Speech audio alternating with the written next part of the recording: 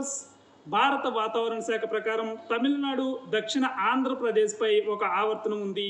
దీని కారణంగా 15, 16, 17, 18 తేదీల్లో కోస్తాంధ్రలో తేలికపాటి నుంచి మోస్తరు వర్షాలు కురుస్తాయని ఐఎండీ చెప్పింది. మరోవైపు ఉత్తరాది రాష్ట్రాల్లో రోజురోజుకు మంచు పెరుగుతోంది. ఆ ప్రభావం దక్షిణాది రాష్ట్రాలపై ఇంకా పూర్తి స్థాయిలో కనిపించట్లేదు.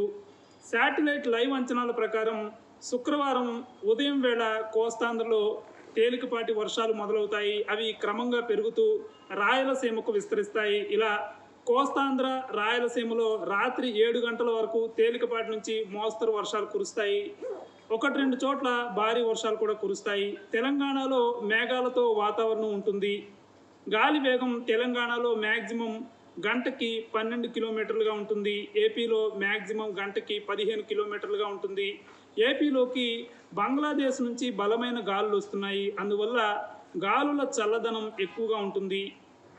ఉష్ణోగ్రత చూస్తే తెలంగాణలో మ్యాక్సిమం 30 డిగ్రీల సెల్సియస్ ఉంటుంది. ఏపీలో మ్యాక్సిమం 30 డిగ్రీల సెల్సియస్ ఉంటుంది. కొంత ఉత్తరాంధ్రలో వేడి వాతావరణం ఉంటుంది. రాయలసీమలో చల్లగా ఉంటుంది. తేమ 2 రాష్ట్రాల్లో మళ్ళీ పెరిగింది. శుక్రవారం తెలంగాణలో తేమ పగటి వేళ 50% ఉంటుంది. ఏపీలో పగటి వేళ 70% ఉంటుంది.